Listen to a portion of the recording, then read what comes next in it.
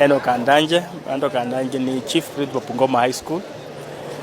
Leo ni siku kubwa kwetu kama jamii ya Bungoma High School.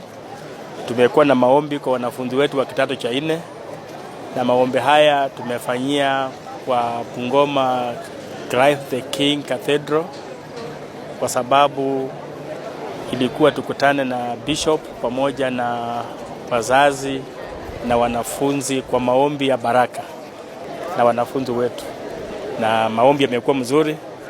Bishop ametufundisha, ametuambia namna ya kupata baraka, kwamba tuwe watulivu, tuwe tayari kupokea baraka hizo, na kwamba tufanya mambo ambayo ni. Tuko na watahiniwa 485, 485 candidates, na matarajio yetu ni ya juu.